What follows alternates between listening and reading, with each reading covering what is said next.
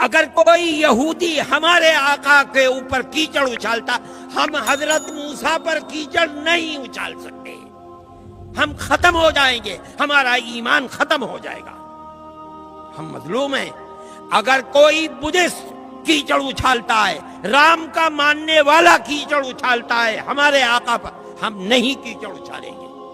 کیوں؟ قرآن نے کہا ہے وَلَا تَسُبُّوا الَّذِينَ يَدْعُونَ مِن دُونِ اللَّهِ فَيَسُبُّوا اللَّهَ عَدْوًا، جانتے ہوئے کہ یہ پرستش اللہ کی نہیں کر رہا ہے، اللہ نے ہمیں منع کیا ہے تم انہیں برا بھلا مت کہو۔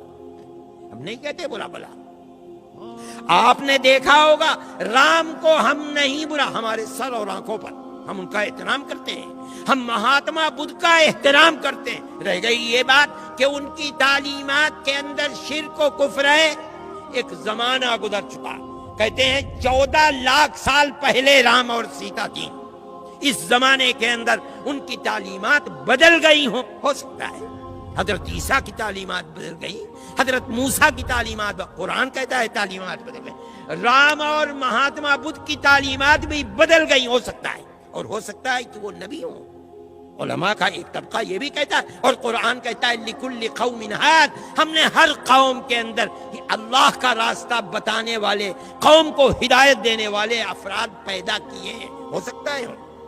لیکن حضرت عیسیٰ اور حضرت موسیٰ پر قرآن کی طرف سے نبوت کی دلیل ہے، ان پر کوئی دلیل نہیں۔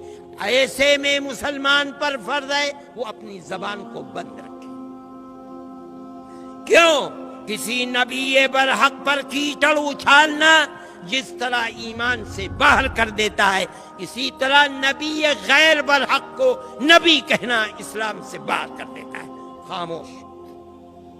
مسلمان کو یہ طریقہ اپنانا چاہیے اور اسی پر زندہ رہنا چاہیے۔ دوسرے ظلم کر رہے ہیں، ہماری آنکھ ہماری زبان بند ہے، ہم کچھ نہیں کہہ رہے ہیں، صرف احتجاج، اور احتجاج بھی اس حد تک جو تمہیں تمہارے دستور نے حق دیا ہے، اور وہ یہ ہے جا کر اپنا احتجاج لکھوا دو، رپورٹ درج کرا دو۔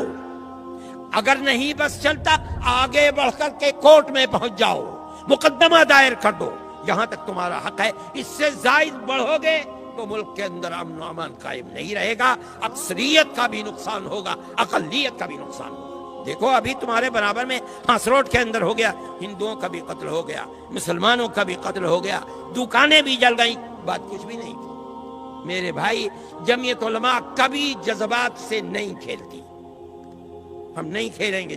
ہم نے ہمیشہ صبر کی تلقین کی ہے، آج بھی ہم صبر کی تلقین نہیں کرو گے۔ اگر آج 10 مرتبہ ہو رہا ہے، کل کو 50 مرتبہ ہوگا، 50 مرتبہ کل ہوگا، پرسوں 100 مرتبہ ہوگا۔